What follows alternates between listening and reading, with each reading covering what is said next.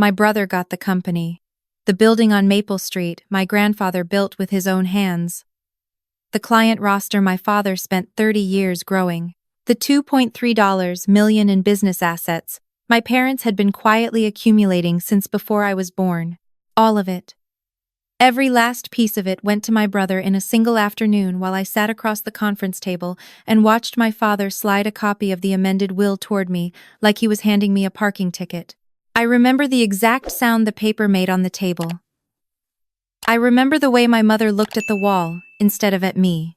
I remember my brother leaning back in his chair with his arms crossed like he had already rehearsed this moment 100 times and was pleased with how it was going. What I don't remember is crying. I think that's the part that surprised me most. I had always assumed that when something broke you, you cried. But I just sat there, and I read the document, and when I was finished I set it down very carefully and I said, "Okay." And then I picked up my bag and I walked out of that office, and I drove home, and I sat in my car in the parking lot of my apartment complex for 45 minutes before I could make myself go inside. That was 3 years ago. Last month, the VP of Acquisitions at a company called Meridian Technologies called my father directly and asked him if he knew what his daughter had built. My father, according to what reached me through channels I'll explain later, said, "That can't be right." The VP said it was very right. My father said it again. "That can't be right." Let me back up. I grew up in Columbus, Ohio, in a house that always smelled like coffee, and the particular brand of tension that lives in families where one child is the plan and another child is the problem. My brother is 4 years older than me. From the time I was old enough to understand what the family business actually was, commercial landscaping, not glamorous but genuinely profitable, I understood that it belonged to him in some way that had nothing to do with legal documents and everything to do with the story my parents had already decided to tell about their children. My brother was the one who went to work with my father on Saturdays. My brother was the one whose little league games we all attended as a family.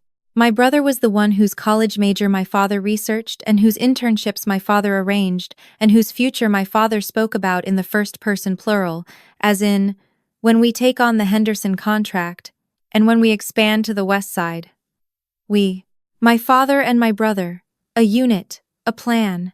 I was, by contrast, the one who asked too many questions, the one who spent her lunch breaks reading about things that had nothing to do with commercial landscaping, the one who, at 17, told my parents I wanted to study computer science and watched my father's face do something complicated that he quickly smoothed over before saying, "Well, that's very practical." He said it the way people say things they don't believe.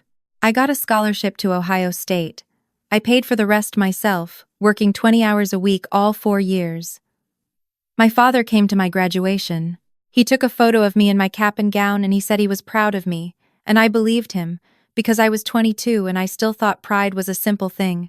I moved to Austin after graduation. I got a job at a mid-sized software company doing product development. I was good at it.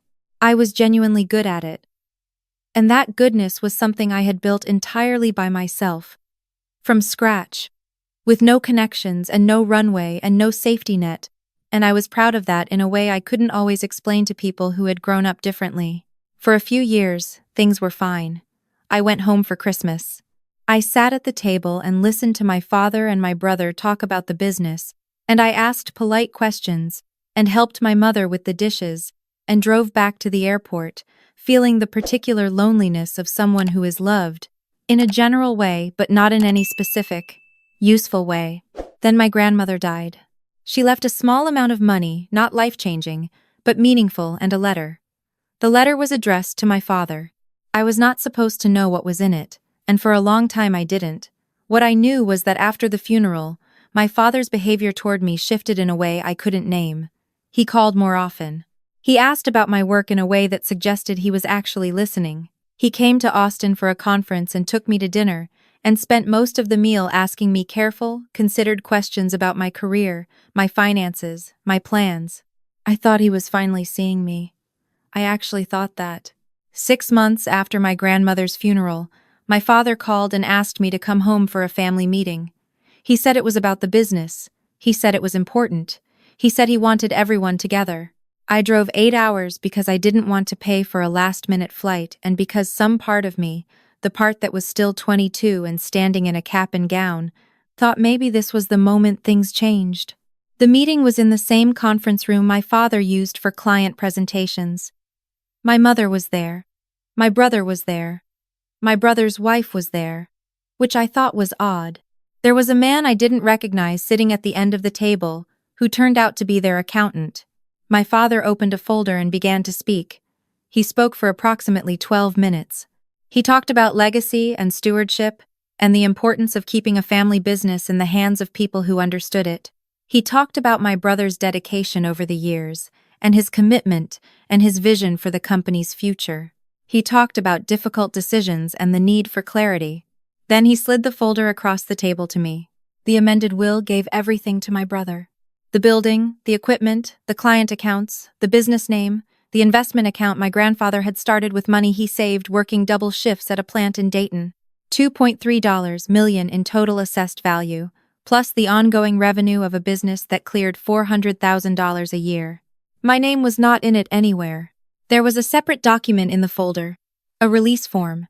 My father explained, in the careful tone of someone who has rehearsed, that signing it would formally acknowledge that I had received notice and had no claim on the business assets. He said it was a formality. He said their attorney had recommended it for clarity. I looked at my mother. She was looking at the table. I looked at my brother.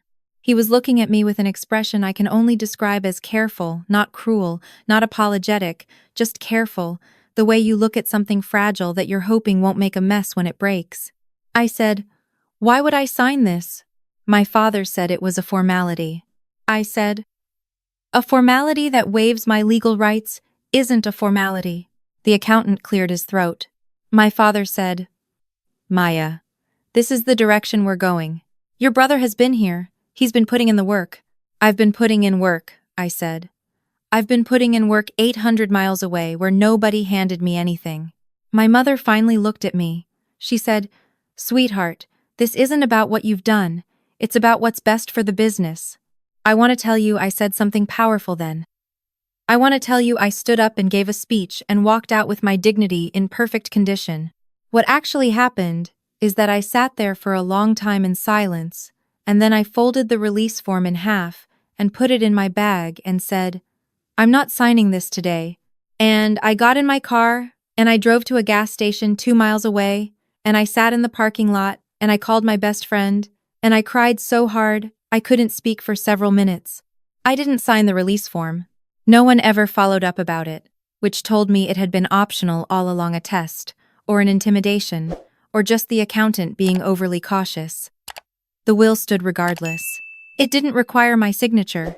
My father could leave his assets to whoever he chose, and he chose my brother. And there was nothing legally complicated about that at all. I drove back to Austin. I went back to work. I told 2 people what had happened. My best friend and my therapist and I did not post about it or call relatives or make it into a story I needed other people to respond to. I just carried it, the way you carry things that are too heavy and too personal to put down in public. What I didn't know yet was that my brother had decided that cutting me out of the inheritance wasn't enough. I found out 8 months later, when a deal I had been working on for 3 months, a contract with a regional logistics company that would have been the biggest thing I'd landed as an independent consultant, fell through 2 days before signing. The contact I'd been working with, a director of operations named Christine, called me personally to let me know. She was apologetic in a way that felt like she was trying to tell me something without saying it directly. I asked if I could ask what had happened. She paused for a long moment. Then she said, "Someone reached out to our CEO, raised some concerns about your professional judgment, past projects. I'm not in a position to say more than that, but I wanted you to hear it from me directly because I think you're good at what you do." I asked who had reached out. She said she wasn't able to tell me. I thanked her and I hung up and I sat very still for a long time. Over the next 4 months, I lost 2 more potential clients in circumstances that had the same texture, promising conversations that went quiet suddenly, one referral that evaporated without explanation. I started asking careful questions. I started paying attention to patterns. And eventually, through a contact in Columbus who knew my family and felt enough loyalty to me to say something, I learned that my brother had been making calls. Not threatening calls, nothing so simple as that. Just conversations. Mentions of concerns. The particular kind of social sabotage that is almost impossible to prove because it lives entirely in the space of implication, someone wondering aloud whether Maya really had the judgment for high-stakes work, whether there had been some issues in her past, whether maybe a company should think carefully before committing. My brother had a wide network in the Midwest business community because my father had spent 30 years building it and my brother had spent 10 years inheriting it. He knew people, and people, when someone they have reason to trust raises a concern, tend to listen. I hired an attorney. I laid out what I knew. She was measured and honest with me, she said. What I had was suggestive but not yet actionable, that defamation claims require clear, false statements of fact and witnesses willing to come forward, and that the people my brother was talking to were unlikely to want to get involved. She said, "Document everything. Keep talking to your contacts.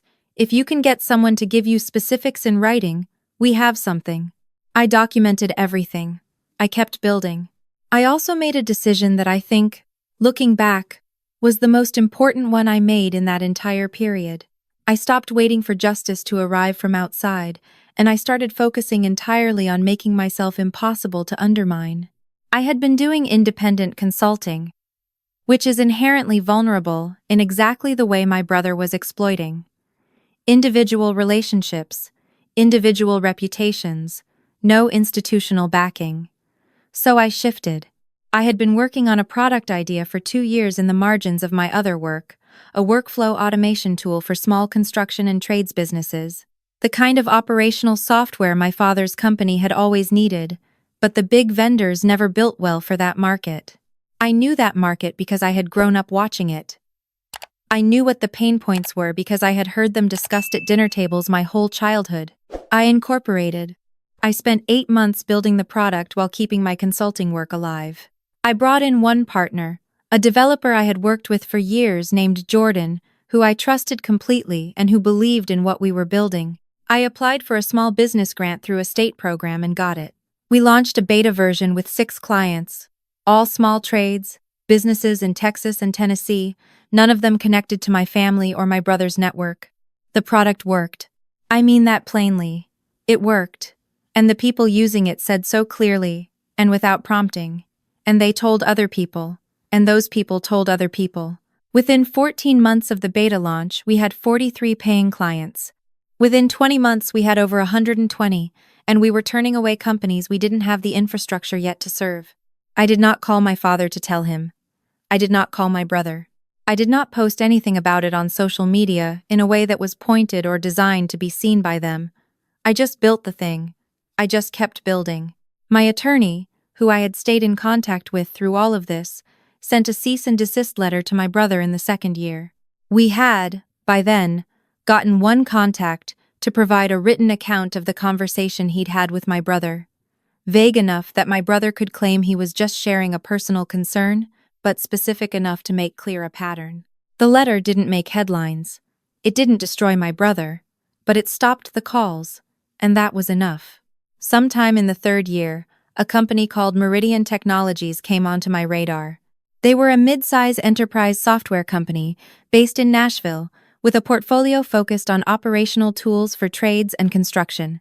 They had been growing through acquisition, buying smaller companies that had built good products in specific niches and integrating them into their platform. A contact at one of our client companies mentioned them. Then another contact mentioned them. Then Jordan sent me an article about their acquisition strategy and said, "Read this." I read it. I reached out.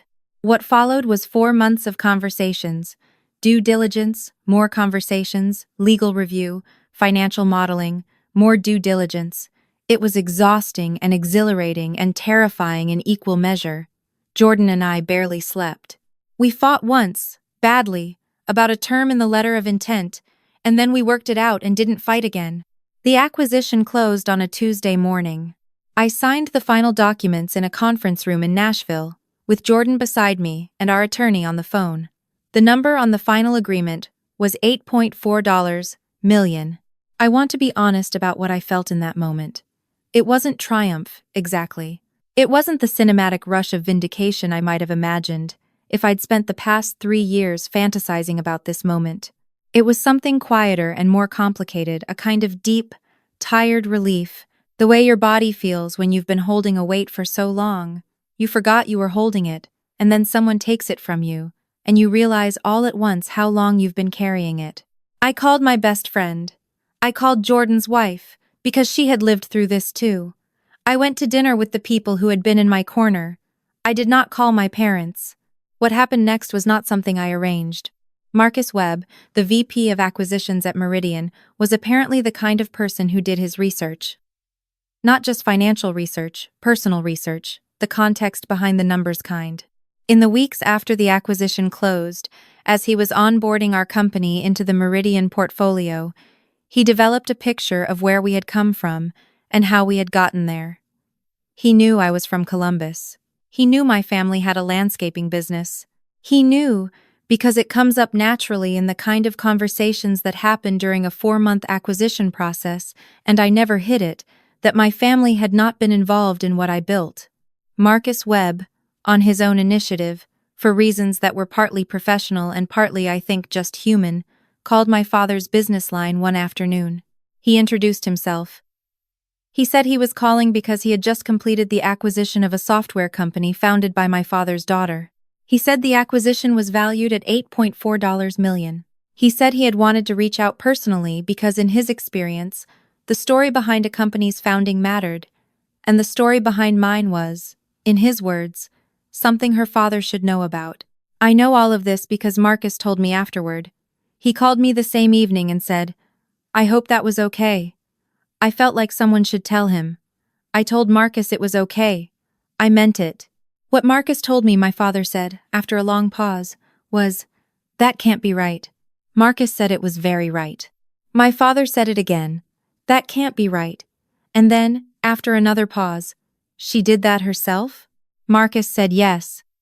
He said I had done it almost entirely without outside support, and that what I had built was genuinely good, and that the people who used it said so consistently and specifically. My father didn't say anything for a while. Marcus said the silence was long enough to be uncomfortable. Then my father said, "Thank you for calling," and he hung up. My father called me 3 days later. I saw his name on my phone and I sat with it for a moment, not to be dramatic, just to decide. I answered. He said my name. He said, "I heard from someone at the company that acquired your business." His voice had a quality I don't have a clean word for. Not quite remorse, not quite pride. Something in the space between them. Something that sounded like a man trying to find language for a feeling he didn't know he was going to have. I said, "I know. He told me he called you." My father said, "Why didn't you tell us what you were building?" I thought about that question for a second. I said, "Would it have mattered?" He didn't answer right away. Finally, he said, "I think I made some mistakes." I said, "Yes." He said, "I don't know if I handled things fairly."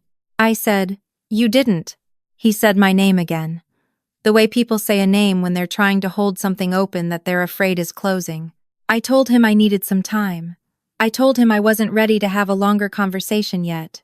I told him I was glad he called, and I meant that not because it fixed anything, but because it was true in a small, complicated way.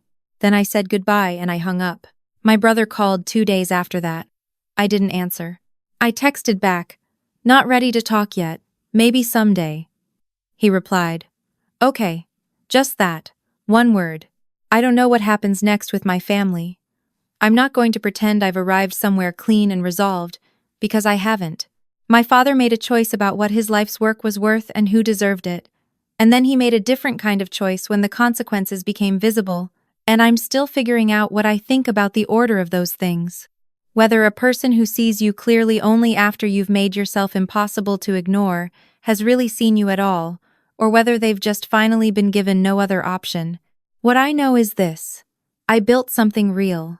I built it in the margins, in the hours nobody gave me, in the market I understood because of a childhood I didn't choose. I built it while my brother was making phone calls designed to make me small. I built it while carrying something heavy that I never once put down in public. And when it was done, I didn't need to call anyone to announce it, because the thing itself made the announcement on my behalf. I still live in Austin. I still work different work now, with a new set of responsibilities inside Meridian's structure. Jordan and I still have lunch every other week and argue about the roadmap and what comes next for the product we made. My apartment looks the same as it did 3 years ago, except there are more plants, because somewhere in year 2 I started buying plants, and I think that was my version of believing things would be okay. I still have the release form my father asked me to sign.